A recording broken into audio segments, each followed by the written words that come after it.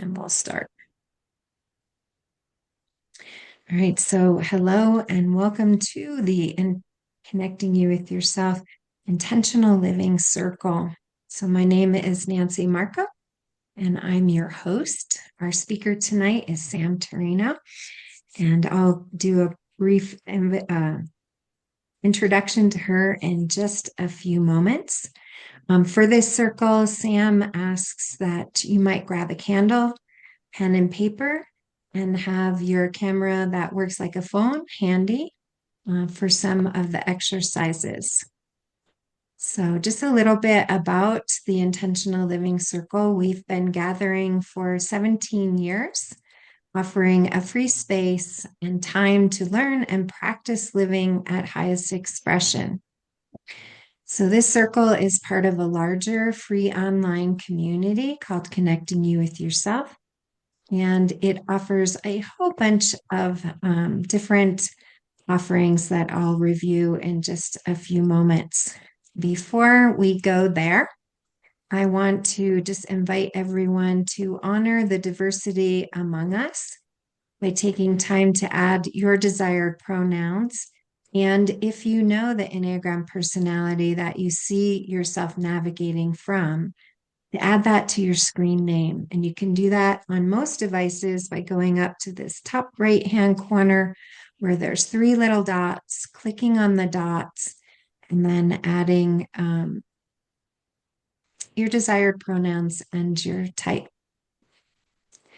So Sam is joining us at the wee hours from the UK, and I am so grateful. She is going to be talking to us tonight about you and the tree of life, a journey with image and symbol.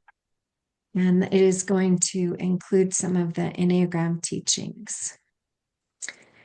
Sam can be found on Linktree, and also just doing a Google search. I found all kinds of fun things on Sam today doing a Google search. And I'll talk more about the other things that Sam has created and brought into the world in just a few minutes.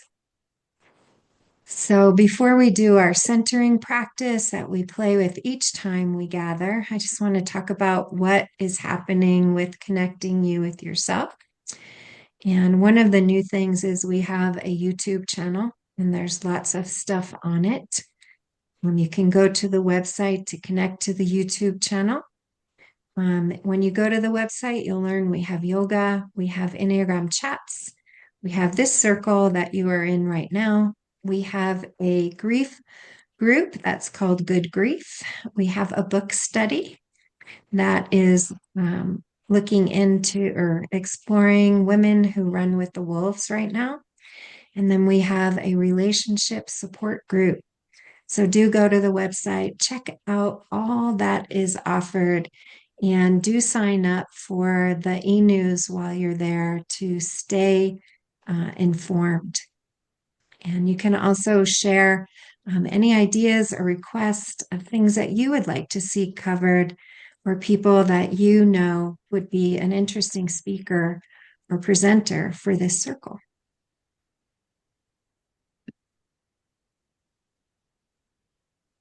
So each time we have an event on this platform, we take time to transition from what we have been doing to what we're going to do, to come to right here, right now, to bring awareness to our body, to disconnect, make space between our thoughts so that we can observe what's happening in our body, so that we can direct our thoughts. We take time to step out of any emotions that we have become or we're suppressing. We show up awake and present. So if you'll play with me, just place your feet on the floor. This is significant. It's about the only thing I'm going to say, please do. And just maybe move your feet to tap the floor and to connect to the earth below you. So some people find it challenging to be in an Eastern style centering practice or meditative practice. And that's okay if you need to pick up that pen and doodle on your piece of paper, or you like to move in a repetitive motion that's neurologically soothing.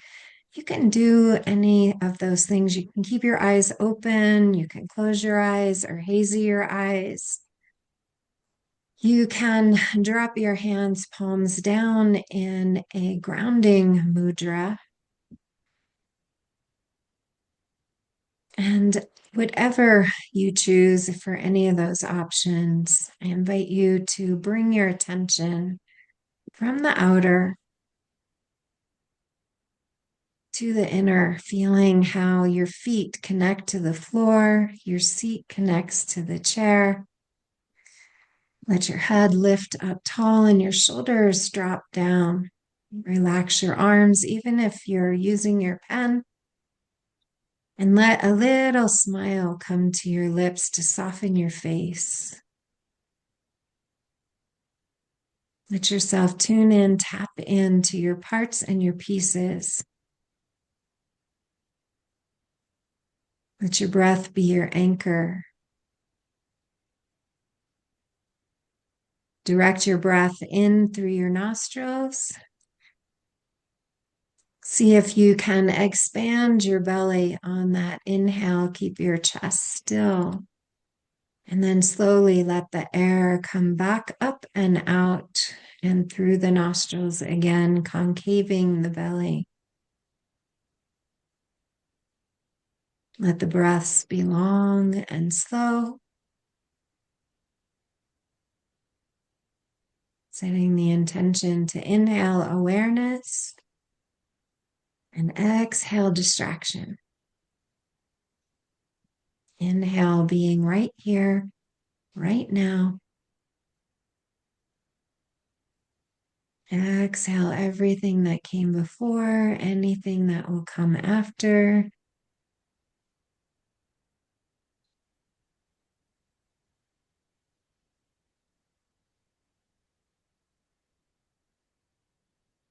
And then keeping the focus of the feet on the floor, take your mind's attention up to the space behind your eyes, between your ears.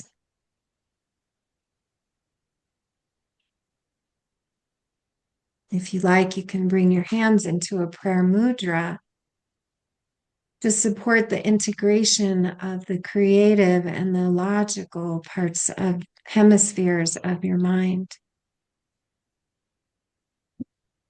When these two hemispheres are integrated, when they partner, it's easier to find that part of you that is the observer, the part that was noticing the parts and the pieces.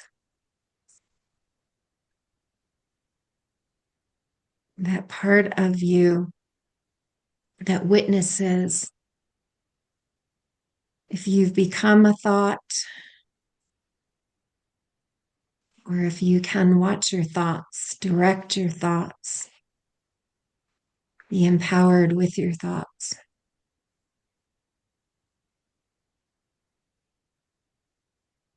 If you can choose to step out of fear and mental angst and into faith and trust in your own inner guidance and in divine order.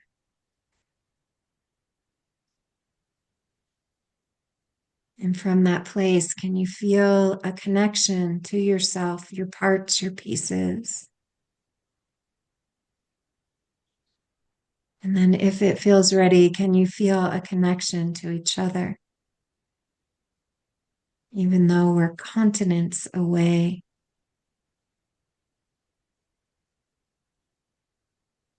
And then if you're ready, can you feel a bigger connection to everyone and everything, everywhere?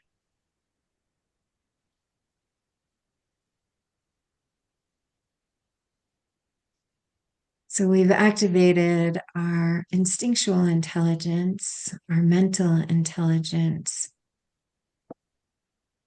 and we're ready to bring in that third center of intelligence, the heart. And you might find it helpful to layer your hands across your heart, to let those hands bring you home. That connection that I talked about, that we learn from the law of one, the connection with self. The self that is more than the body, more than the thoughts, and more than the emotions. The self that has the inner guidance, that has the instinctual wisdom, the self that is love.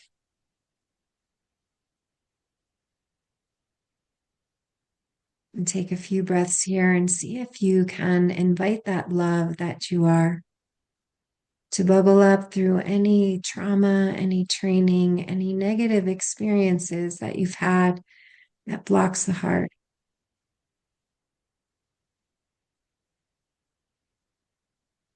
And if this is hard, just imagine what it would be like to feel love from the inside out.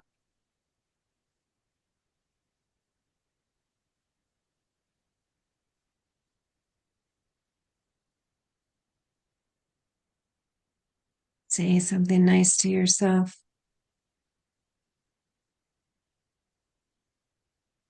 And sense these three centers: awake, alive, and aware, ready for us to learn and grow together, to learn from Sam, to share discussions and grow together tonight.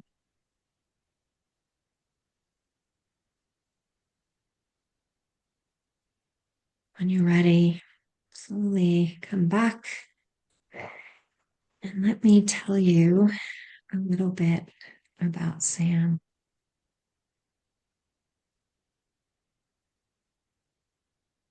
I don't remember how many years I've known Sam, but I came to meet her through our mutual love of the enneagram. And Sam has been both a participant in past circles and also a presenter for us.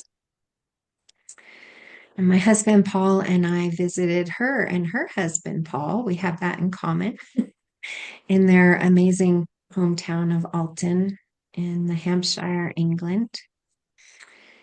And I got to walk through the garden outside of her soul shed, where Sam shares trauma informed experiences. And one of those experiences is called soul collaging. And an example of that is what Sam shared this month as the December soul collage. Sam's creative invitations are underpinned by the teachings of the Enneagram, especially those about the centers and the instincts. The creative practices she offers supports people in joining the dots between felt sensing, creative imagination, and the world around us. AI describes Sam as a writer. You didn't know this, Sam, a teacher, a speaker, and the author of the Substack publication, The Soul Shed. But Sam, it didn't know about Take It to the Trees. So I want to also mention her book, Take It to the Trees. Take It to the Trees is it invites you into an interactive relationship with nature. It's about deep mapping your connection with the trees around your square mile. I had to go a little farther because in Colorado, we don't have enough trees, or at least where I am in the high desert. But I just wanted to give a little plug for Sam. This book is a great holiday gift for people on your list, especially those who resonate with trees and enjoy an interactive experience. And I got one for my one of Paul's sons, and I know he will love it. So thank you for joining us again, Sam, and for getting up in the middle of the night. And I'm going to take down my PowerPoint. I just want to give everybody a chance before I take it down to learn more about Sam, you go to www.torino.substack.com. Is that the best place, Sam? Yeah, the Soul Shed website is also a good place. You can subscribe there for newsletter and regular updates, but not, a gentle trickle of updates rather than one of those ones that emails you every 40 seconds. So it's quite a gentle um, email mailing list. And then the Substack, yeah, there's writing there and a growing little community congregating there too. So both ways. There you go. When I went to Substack, then I found Soul Shed. So Oh, good. There's a yeah, throughway that there's a way. throughway. Yeah, yeah. But you're on, my friend, and just let me know how I can support you. Thank you. Thank you so much. And thank you for the warm welcome and your introduction. It's really, really nice to be here. And yeah, I'm surprisingly awake. um, Gorgeous also to have brought in the centering practice the real sense of including the the whole world and everything in it into practice, because of course today we're going to be exploring the trees, um, and that are these kind of benevolent beings that we share our world with, um, and I think offer us some incredible opportunities of witness, connection, self-remembering, um, and regulation. I think we can change how we feel as a result of spending some time in a forest, or even just consciously spending time with a tree that happens to be on our street where we live. Um, the time that we have together is going to be just over an hour and a half. As I said at the beginning, there'll be some interactive opportunities within that, and I hope you'll enjoy those. The session's intended to be a kind of walk between um, the symbolic and the and the actual. So, we move into these abstract ideas and spaces with the enneagram and with symbol, um, but as an opportunity to go deeper into the experiential and things that we feel that are very much our own, that are personal, that are embodied. Um, so I'm hoping you'll experience the trees as kind of portals to experiencing things that may support your Enneagram journey in different ways. And we'll talk about that more at the end, I hope. And I'd love to learn what you get from the session. I'm going to pop some slides on in a moment. The thing I would love to do, and it's really an opportunity to create some temenos between us, and know that we've all done this kind of simple little ritual of lighting a candle together and having that candle glowing along beside us. So it doesn't even matter if your camera is on or off for this. It's it's it's the doing of it and the connecting with it. Oh, beautiful. Thank you.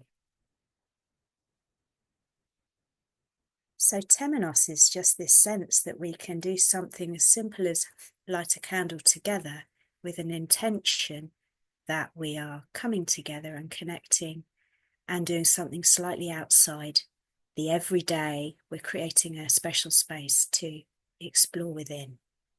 So thank you. It's like cheers with your candle.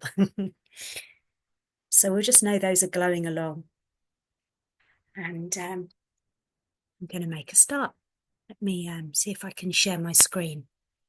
Is the sound okay? Can people hear me? I know I can speak quite quietly, but it's good. Okay. Here we go. Okay, so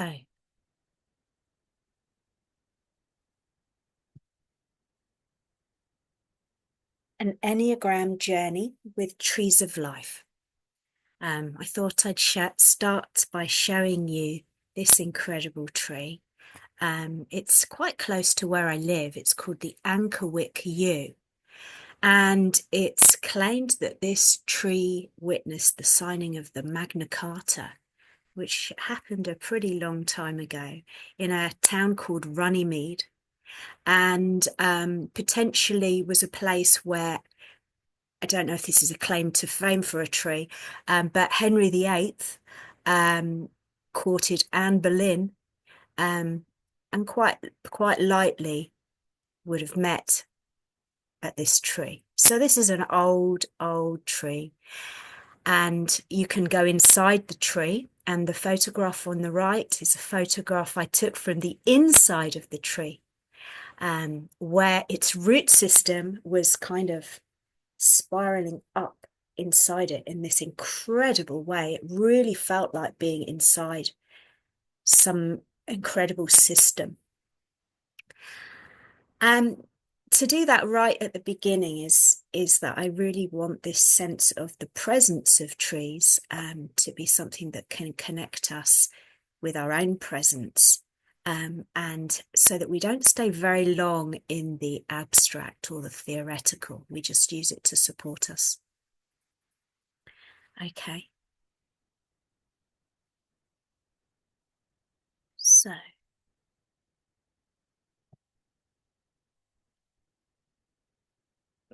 some themes that we'll be looking at.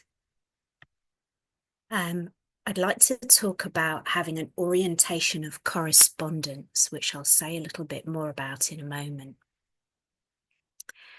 We're going to talk about trees of life, and those being something imaginal. You know, this idea that so many cultures have identified the tree as a symbol that contains all kinds of meaning, and actual trees of life. So the trees of life that we're going to identify together. I'm going to talk a little bit about trees as archetypal spaces. And of course, we work with the Enneagram, which is a collection of archetypal spaces on a symbol. So there are some similarities. We're going to talk about forest as a spiritual resource.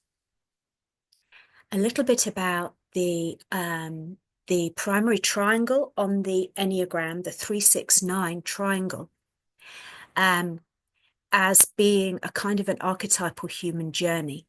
It's the law of three. I know you'll know about that from working with Nancy. But beginning at 9 and then traveling around to the 3 to the 6 is a journey of profound transformation, and involves a kind of these powerful points, sometimes called shock points, at 3 and 6, in order to kind of go around a journey and become renewed and arrive back at 9. Forest stories, fairy stories, often demonstrate this really, really quite powerfully. And then we're going to have a little inner journey with that, an invitation for you to go on an exploration.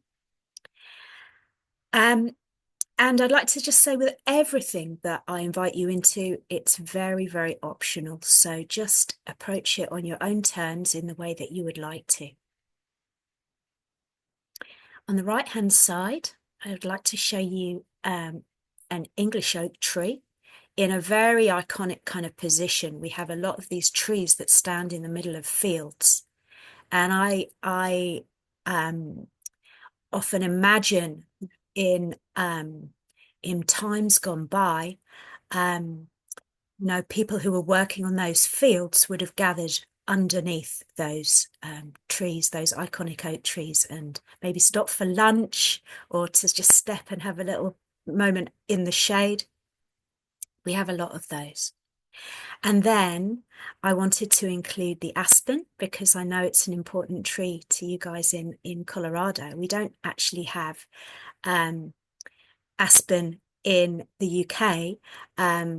Well, we do, but they're planted rather than arriving by themselves. But I just find them incredibly beautiful trees, and understanding that their root systems are so connected underground is, yeah, they're profoundly mysterious trees, I think. Okay, so correspondence. We're quite often used to kind of observing things scientifically from the outside. And an idea of correspondence is not that. It's a sense that you can understand something in a different way by joining with it and occupying your space in a kind of interconnected web with it. So you're there in the field. You're not outside observing. You're in it, feeling with all your three centers. And Tim Ingold is an incredible anthropologist who writes about this orientation of correspondence, and I think it's a very powerful one. He says there's a thinking that joins things up and a thinking that joins with things. And I think they lead to different kinds of knowing. And you can see the photograph at the bottom. You may have seen this kind of image before, where you have a human lung and a tree put next to each other in order that we can see those kind of similarities. And I think it's pretty important to recognize as a fundamental thing here that trees are actually breathing for us. They are supplying us with our oxygen. No trees, no humans. They're cleaning the air with their photosynthesis. They're taking the carbon dioxide, they're cleaning it up, returning it to us as air that we can breathe. So there's this incredibly mutual, we have an incredible dependence on trees. This is a line from a musician called David Sylvian, who was in a band in the 80s called Japan, and in a song called Brilliant Trees, there's a line, "Here I stand, making your life possible." I just find that a very moving thought, and it puts us, right sizes us as humans. These trees that have, a very unassuming presence in the world, but they're kind of giving us everything. And a little bit more about this notion of correspondence. It really enables us to be in this right relationship with the more than human world and other organisms' ways of being. So there are all these other organisms doing life differently from the human way, and to be able to start to notice that and possibly learn from that seems to be a pretty important set of questions to be asking ourselves at this time on the planet, where we're not necessarily getting everything right, it appears. The benefits of an ethos of correspondence. Tim Ingold says it's a process. It's not something finite. It's not something we define and then say that's that. It's a process. It's open-ended and it's dialogical. So to be in correspondence with a tree would be allowing there to be an ongoing relationship that unfolds between you. Okay. So I'm hoping that in your square mile of location, there's a tree that you are familiar with or have noticed, maybe have spent some time with, or a tree at least that you're curious about. And I think what I would love to do now is just to extend a little bit from the presencing that we did with Nancy at the beginning, and just take that slightly further into this space. Oh, Sausage the cat's arrived. I hope you're not going to be too noisy. Yeah, he's quite rambunctious. We'll see how this goes. So I'd like to invite you to just soften your gaze and just spend a moment or two just connecting a little bit more than you usually do with gravity and that sense of that downward pull that connects us to the earth, stops us flying off like we would if we were on the moon.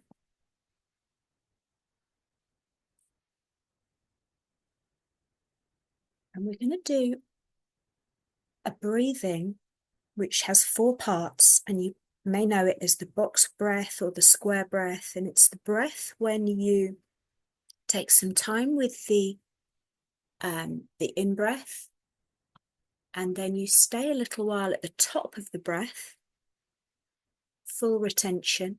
Then you let go of your breath as it falls, and then you allow a moment of the empty breath.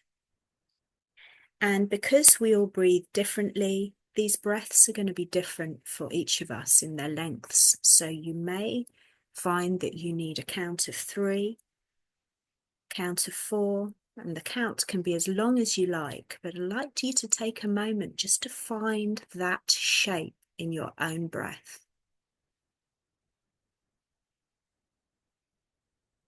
So it's rising,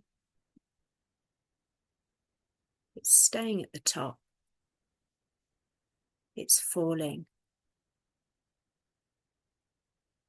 and then you're staying at the bottom. And as you allow that pattern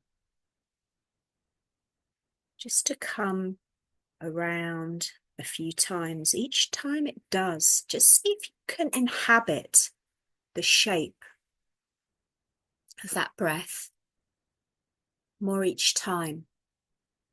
So you really find into a sense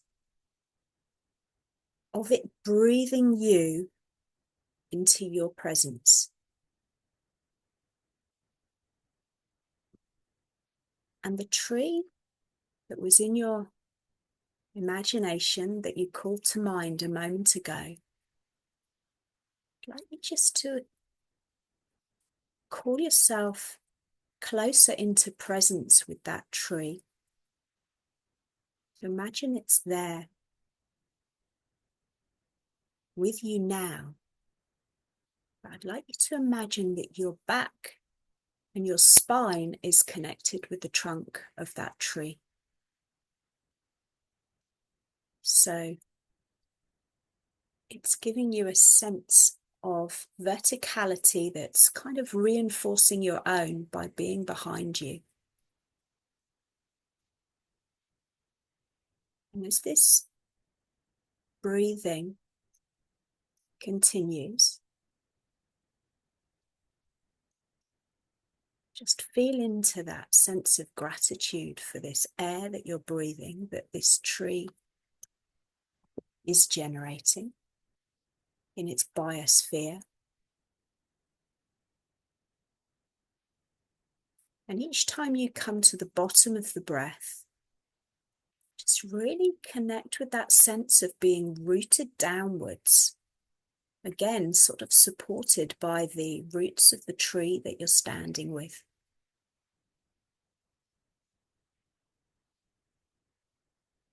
So that the pattern of the breath is just taking you on this journey. But each time you come to the bottom of the breath, you're returning something of you into the earth and into that connection.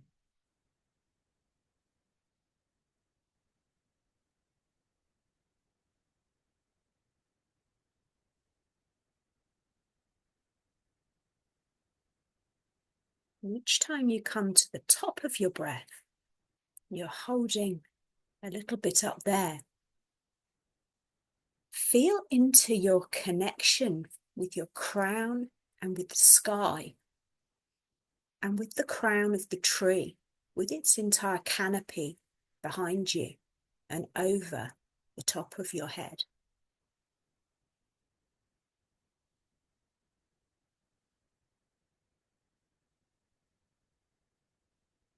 You're just drawing into this thing, this commonality with the tree, that you're both connected with sky by your crowns. And yet you're also protected by the tree's canopy over your head. You're in the biosphere of the tree.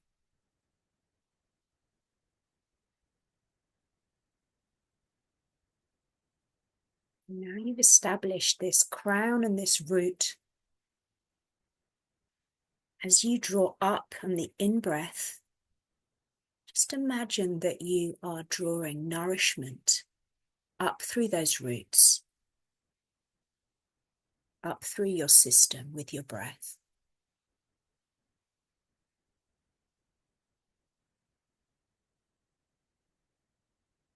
So you have 3 parts of this breath that are really now defined as you go around this cycle each time.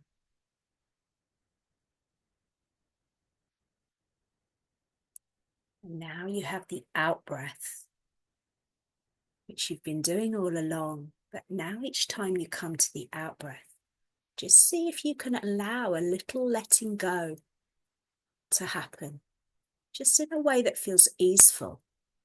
Nothing that you don't want to let go of, but anything that you do, just allow it just to go back into the earth. I'd just like to invite you to take a few more cycles around your breath with the sense of this tree behind you. It may be losing some of its final leaves alongside with you as you breathe out. The deciduous trees here are still shedding their leaves, or it may be an evergreen leaf, an evergreen tree, and it's simply witnessing you doing some letting go.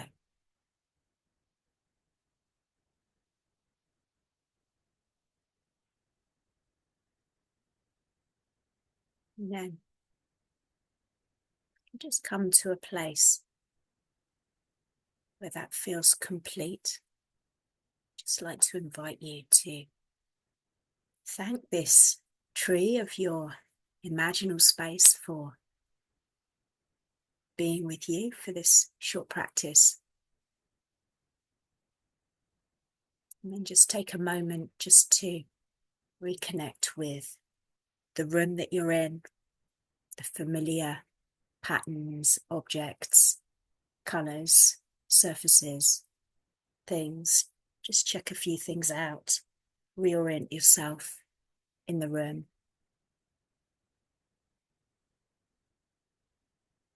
And then we'll carry on.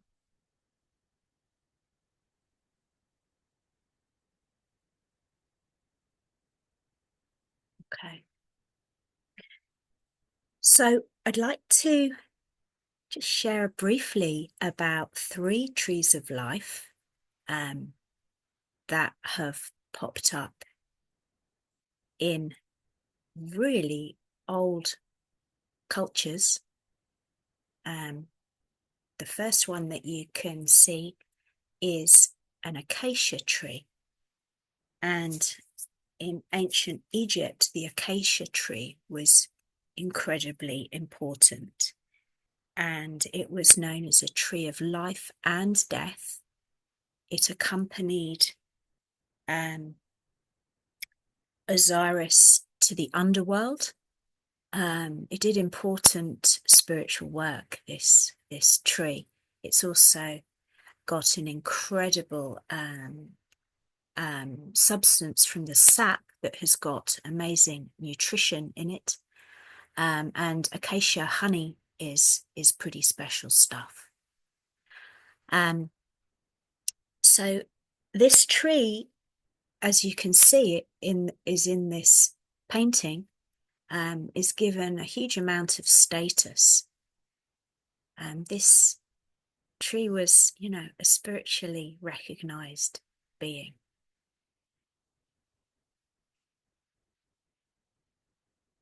The Celtic tree of life is the Rowan tree, which is a small, fairly small tree that grows in really quite extreme conditions. It can be found up mountainsides up in the Highlands of Scotland, where things get pretty wild and windswept. And it has berries that sustain the life of all kinds of wintering birds or birds that are flying through on their migration paths. And people would plant a rowan tree over the doorway of their house for spiritual protection.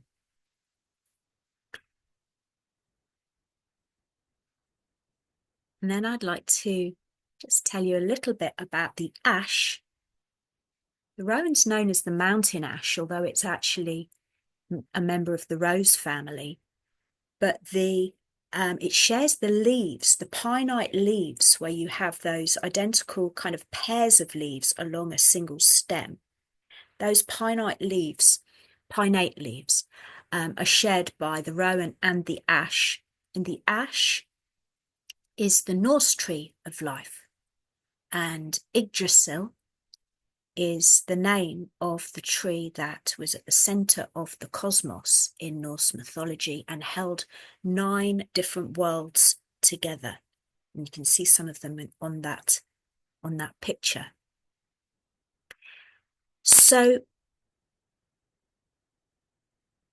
I'd like to now show you, here's an acacia tree, an Egyptian acacia tree, doing its treeing. Here's a rowan tree, as you can see, living in quite extreme conditions, hanging there off some rock. And here is an ash tree. Now, this ash tree is just round the corner from where I live. So this is a very local tree in my own square mile. And I see this tree. I stand on top of a hill with it in the distance, as it is in that picture, and it changes. So you can see some snow on the ground. This was a winter version of picture of this tree, but I've taken the picture of this tree all around the year. And that's something that, if you do find yourself wanting to correspond with a particular tree, that can be really quite a special thing to do, just to keep going back and watching that tree move through the seasons. Obviously, they're moving a lot slower than us, but there's such a timeline to be experienced by getting to know a tree over time. Okay. So I have a page of trees here that I chose because I felt they all had a very, very strong presence about them. And now that you've kind of spent a bit of time just connecting with your own presence, with a sort of a sense of your kind of commonality in some ways with the tree through that little practice that we just did. I wonder if you'd like to get your journal and your whatever you would like to write with just handy. And choose a tree, or rather, I'm going to say, allow a tree to choose you. So one of these trees would like to have your attention for a few moments. And maybe just take a few moments to allow that tree to come forward. And if there's more than one, maybe just ask, but which one right now? Which one this time? So that it's kind of a choice that's almost taken slightly out of your hands. It's an arrival of a tree into your focus, into your field of attention. And when it comes that way, just allow all the other trees to kind of become background so that you can really spend some time making that tree your entire world just for a few minutes.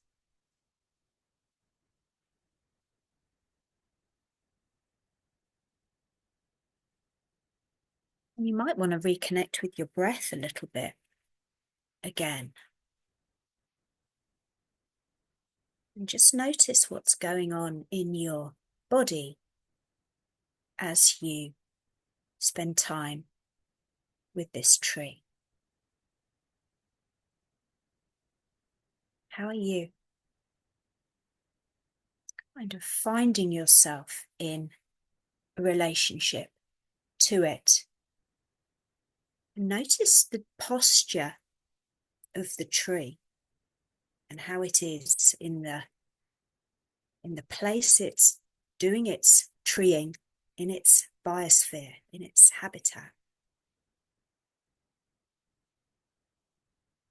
Maybe you might like to just really subtly take on something of its posture in your own. Just notice how that feels. Just to adopt something of its character for a moment.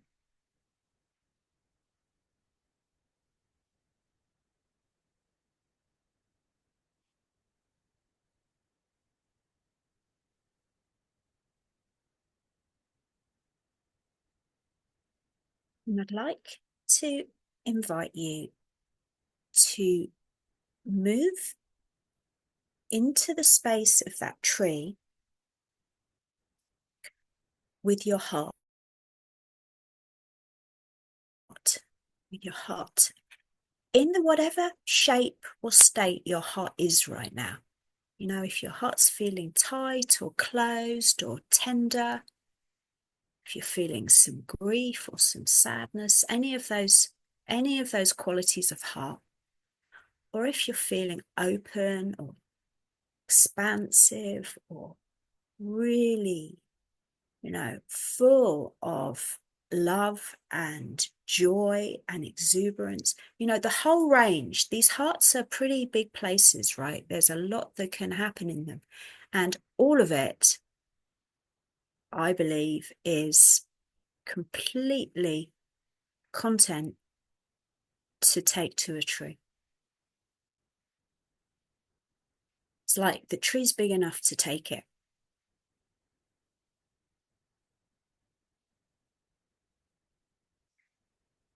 As you sort of just breathe into this connection with the tree that you're attending to, have that sense that you're witnessing the tree, but at the same time, the tree is witnessing you.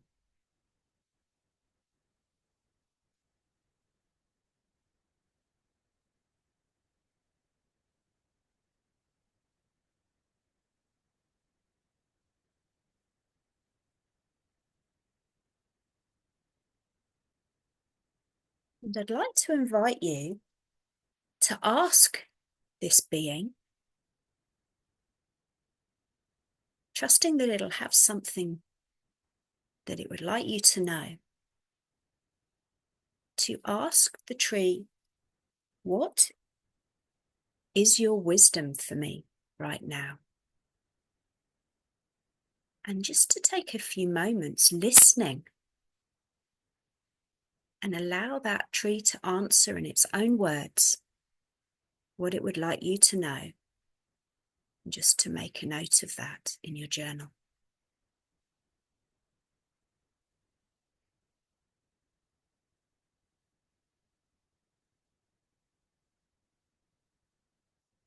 It may want to tell you something about itself and something about its own experience.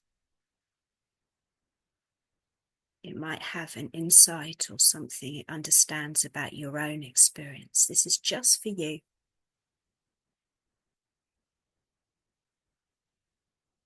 Just allow that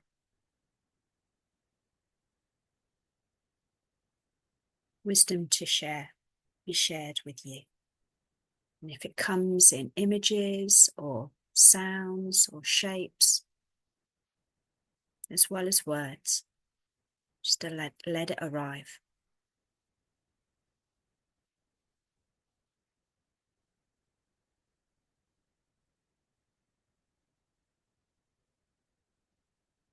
And maybe that tree has something that it can show you in its being, its posture, its way of living that can support you on your journey with the enneagram, wherever you are with that right now.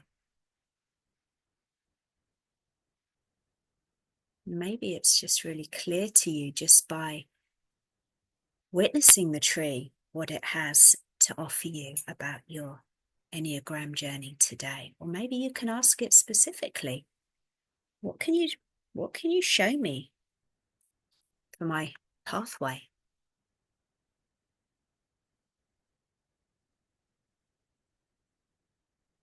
As you're working with an archetypal space on the enneagram, maybe this tree knows something of that space too and can offer you something.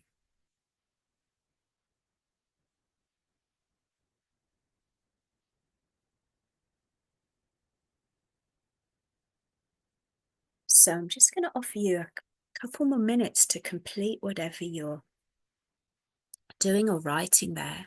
And if this feels like a moment where it would be helpful for you just to have a stretch or a move around or just a couple of moments, I'm just going to pause there for a couple of minutes just so you can use the time in whatever way you would like to.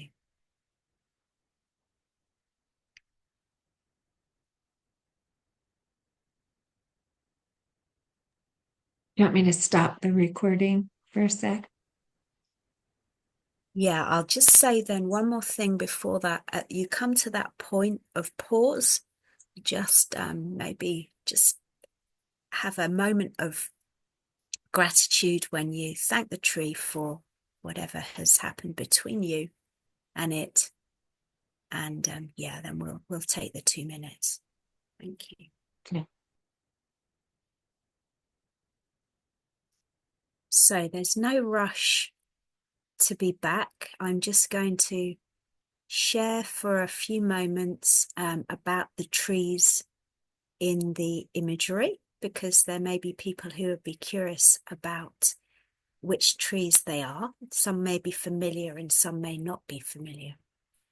The tree in the top left is a hawthorn tree, and it's in the springtime, it's in blossom.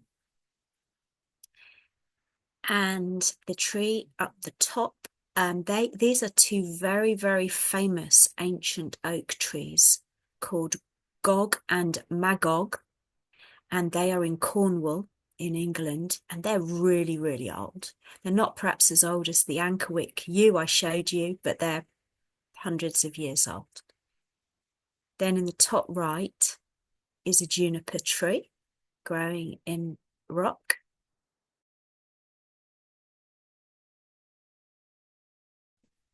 That's close to where I live. Really fond of this beech tree, the shape of this beech tree. In a cemetery just down the road from me, and I love its face. And then the bottom tree is a yew, another yew, another very old yew in the ruins of Waverley Abbey. It's called the Waverley Yew. And yeah, you can climb up into its roots. It's a pretty good climber. So, and we'll carry on.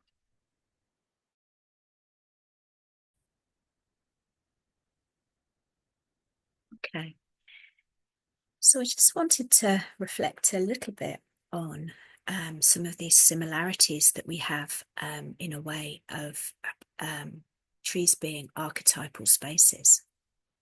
And in a way, as well as being actual, we've found a way into seeing them as symbolic. And the tree of life top, clearly you've got their similarities.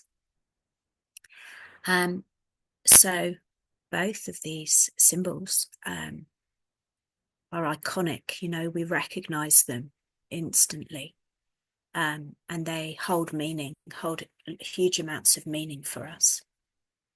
The more we work with them, the more imagery, you know, the more we work with them, the more meaning they reveal. And we can also see both of these symbols as having an organizing principle that can hold. They can organize a huge amount of information for us or understanding for us. And they can enable us into metaphor and symbol. And I think that's a really important thing to hold in mind about both the Enneagram and the Tree of Life. I remember there was this amazing thing Russ Hudson said, you know, when people can get very hung up on, you know, their type, whether they're typing correctly or whether other people are typing correctly, and, you know, how all of this kind of stuff. He said, look, these places are they're metaphors. It's which metaphor is helpful for you to work with. And I believe the same to be the case with the trees. I think there are times when there may be a particular tree that calls, and we may not fully understand why that is. And it might not even be easy to talk about that kind of power or that kind of pull. But if it speaks to you and it helps you, then, you know, it's a metaphor worth being with. There's something in there. They connect us to collective consciousness. So, you know, by sharing the Enneagram symbol, as we know, we're all together here, organized under a love of wanting to understand the Enneagram symbol. You know, it's connected our consciousness together. But also, you know, if you imagine that anchorwick you, how many people have clambered inside that tree to experience what it feels like to be inside that tree? There's a way that these beings, you know, they draw us together and they connect us to our humanness and our sense of place in a big way. So I think that's all to say they are wisdom containers for us, for humans, as well as just quietly doing their thing to save the planet and keep it, you know, functioning. They're also offering us all this, you know, possibility of their wisdom. And you may be considering them as imaginal portals, you know, as places that you can go and imagine different states of being in different, you may imagine into a story, you may imagine into a poem, you know, you may imagine into a different way of experiencing life for a moment. So all that to say, trees are Enneagram spaces, and there are lots of commonalities there with Enneagram. And I hope that maybe at the end, you know, when we come and we have some sharing time, if you're having reflections and aha moments and you're joining dots of your own as this content's unfolding, I very much hope that you'll check in and share some of the things, the thoughts that you're having. You know, each one of us occupies a corner of the globe. We'll be occupying different treescapes. There'll be trees that are meaningful for you. You know, we're representing 3 continents here, at least today. completely different treescapes. So, you know, when we do share, I hope you might like to share about so that are meaningful for you. Okay, moving on. So for some of you already, I mean, if you came to this session, there's a strong chance that you may see trees as a spiritual resource already. If you're a keen gardener, there's a strong chance that trees are a spiritual resource for you already. If you're a keen walker, or if you're someone who just a spiritual resource for you. And this can show up in all kinds of different ways. They're a physical place that you can go and visit. If you decide there's a tree that you want to go and hang out with, you know, and follow its journey, you take yourself. That walking can be a ritual act and a place, a way that you self-remember. There's this sense that actually by living, by being, you know, living and moving, but living and moving much more slowly than us, trees can just help us regulate when we get a little bit overexcitable. I'm an Enneagram 6, as it says in my little square. I can get a little bit overexcitable. Trees are extremely helpful for me. I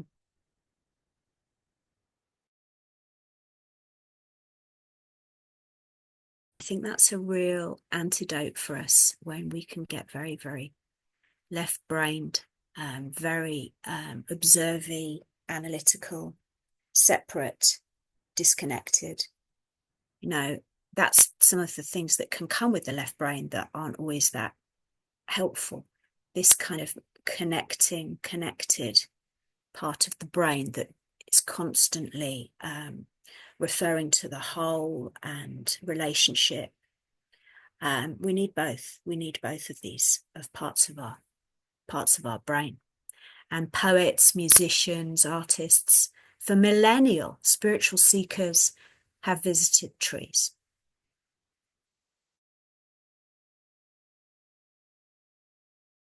Helpful.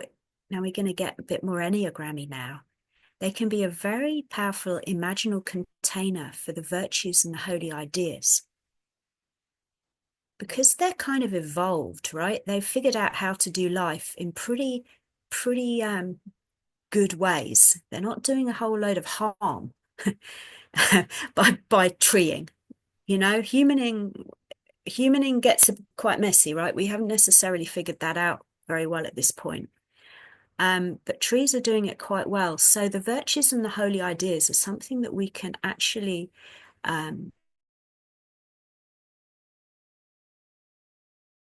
use a kind of a piece of 6E language.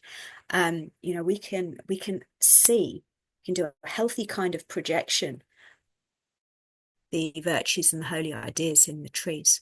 We'll say a little bit more about that in a moment.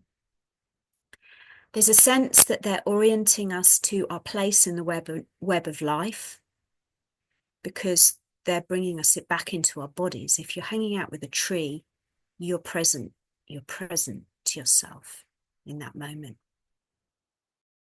giving us an opportunity for a different kind of connection and relationship. I'm not trying to suggest that being in relationship with a tree is the same as being in relationship with a dog or a human, or, you know, but it's a particular kind of relationship that might be possible. And that's something to explore. And this sense that they're benign, but they have this capacity to connect, for humans to connect with them. Pretty special. Because we can also be benign, yeah, on a good day, right? We can walk gently on the earth. Okay, I'm going to carry on. Okay, so So I'm going to invite you in a moment to go into the forest a little bit more. And I thought I'd ask the question. So if we're going to go into the forest, if you're going to do this little bit of the practice of the session,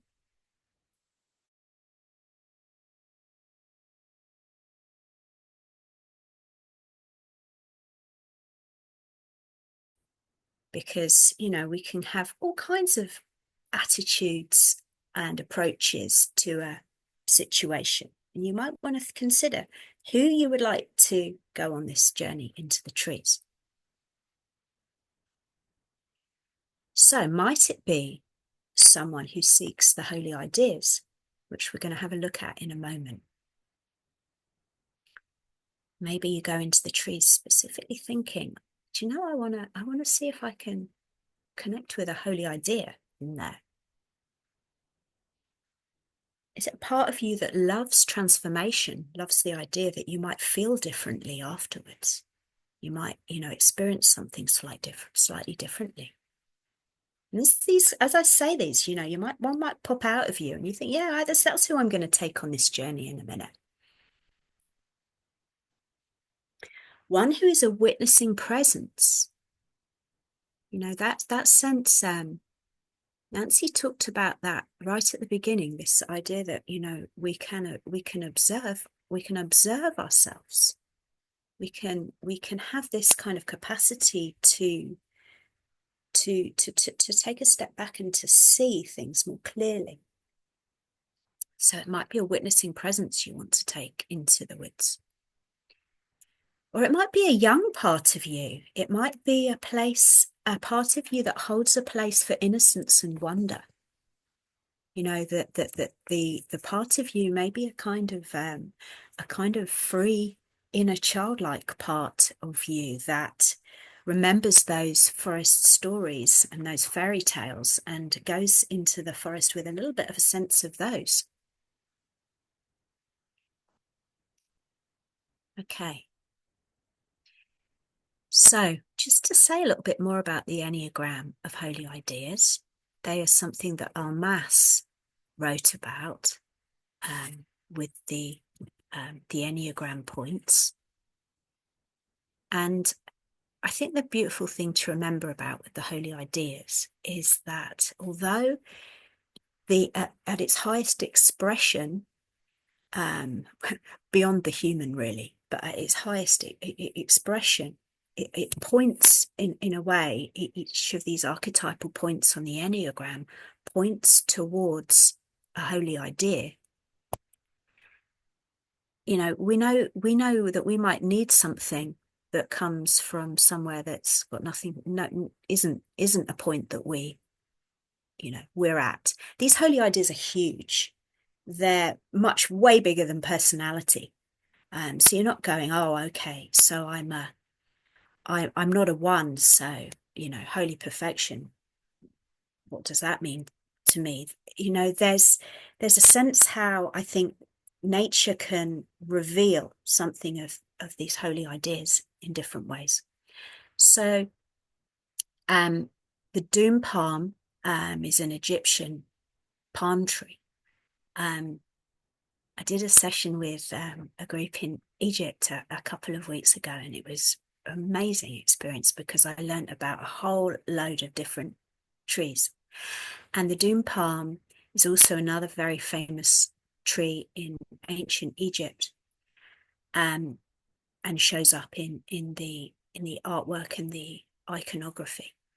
But it's another tree that lives in really inhospitable conditions. And I think about holy strength when I see the doom palm. Yeah. Okay, so that just might be a little moment to think maybe you might like to explore one of the holy ideas when we go into the forest.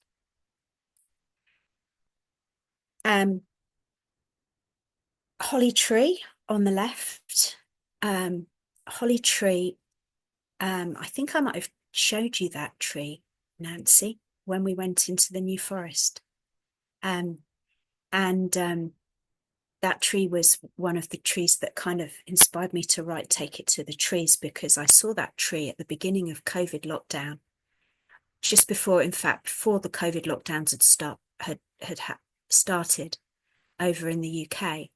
And we knew things were not great and things were going very strange, and there was a very strange atmosphere. And I went for a walk with my husband to the New Forest, and we thought we might not get a chance to walk again for a while. So we were walking in this area that was covered in gorse, which is the kind of shrubby bushes that you can see in the picture. And then that was what everywhere, gorse, gorse, gorse, gorse, with these yellow flowers. And then suddenly just went round a corner and saw that holly tree. It's just standing there like this kind of stoic, kind of warrior kind of character. And I think that changed me fundamentally in my orientation to trees, because suddenly I felt like I was being witnessed by this other being. So anyway, going to the vices and the virtues, these are things that we've explored when we've looked at type, and we know that we can go into some pretty murky places with personality, and also that at our best we can express some of these really pretty decent human qualities. I really do believe that these things are things that we can take to the trees, whether it's we want to let go of something we're struggling with, or we want to ask for something we need more of. There's this sort of sense of spaciousness. They can open us up into a sort of a more open, spiritually receptive place. Okay, so if you would like to, again, see if some trees would like to choose you. See if there are some trees here that you would like to go and visit and be amongst for a little while.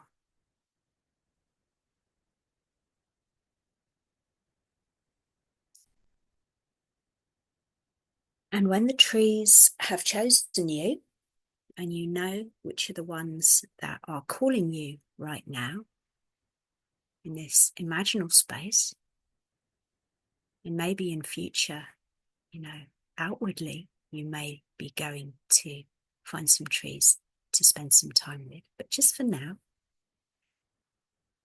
some of these trees, and I can also just say that if you know that you have some trees that you would prefer to work with, you have some trees that you photographed on your phone and you'd like to explore those, please feel free to do so. But if you're happy to explore some of these trees or the ones on your phone, just like to invite you to, again, allow everything else to kind of fall back, to recede in importance, and to just move into the space of these trees, which with whatever you have decided you need to take to the trees today. Whether it's a part of you that just wants to experience itself a bit more, or something that you're seeking, or something that you're seeking to let go of. Whatever it is, just allow that to go with you into this space.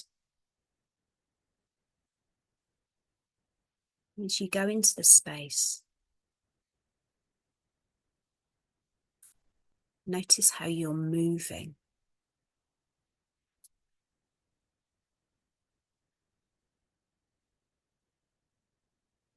Imagine how you're walking or running or dancing, or how you're moving among these trees.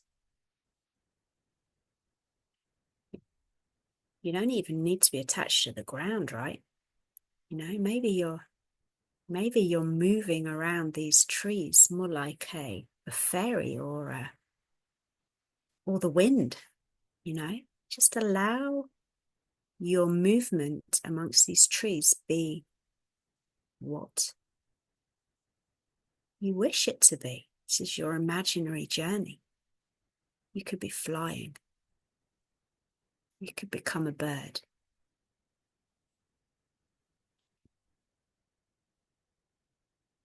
Or you could be seeking deep, deep, deep sanctuary in some way by becoming closer to the ground, closer to the trunks of the trees. It's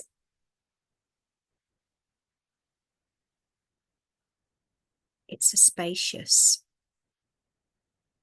invitation to journey into this image, into this treescape. And notice where you're finding yourself in that image. Maybe there's a little nook or a space in there that's for you right now.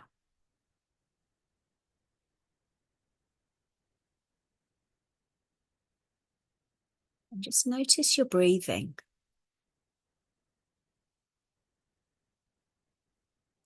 And allow your breathing to resource you as you need to be resourced. Possibly your breathing deepens or lengthens or stays a lot at the top at the inhale. Maybe there's some real sighing that happens. Allow your breathing to become part of this journey, so that you're really bringing this treescape and its wonders and its beauty close to you, so that you're in correspondence with it.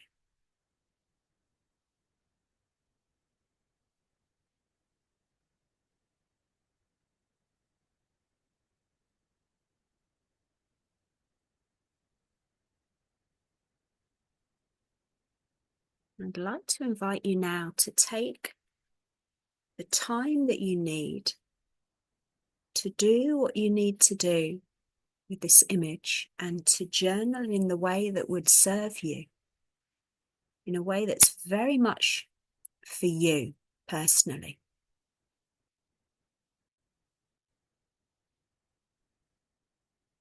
It might express itself in kind of just a free writing. It might pop out in a poem. There may be a little sketching that needs to happen, a doodling. Or you may need to not write at all, but just spend your time being imprinted by this treescape and its wisdom for you.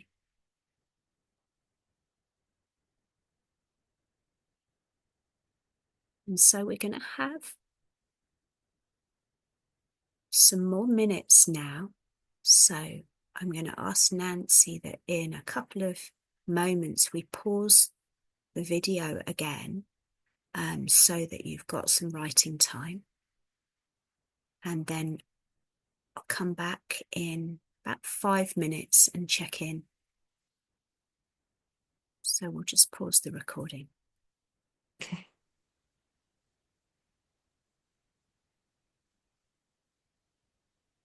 Okay, so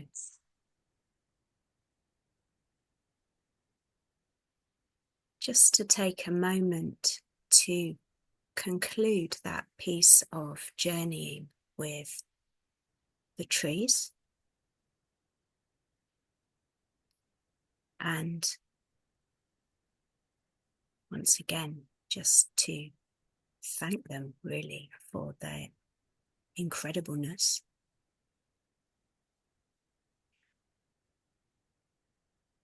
hope you've enjoyed these practices today. I'm going to share a slide now, which just says a little bit more about my work at the Soul Shed.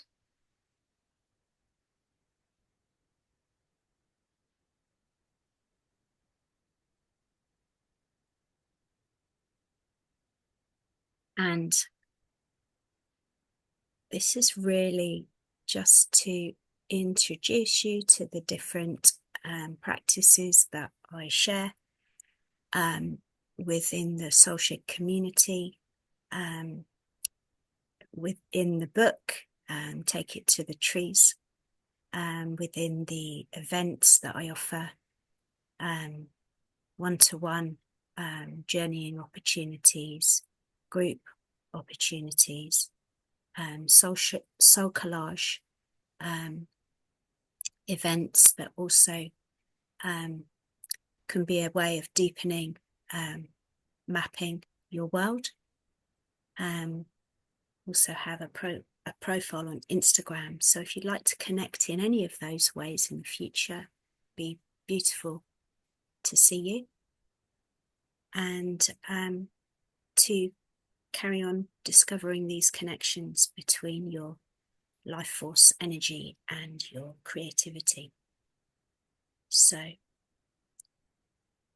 until next time, thank you. Thank you, Sam. I'm going to stop this and then we can share.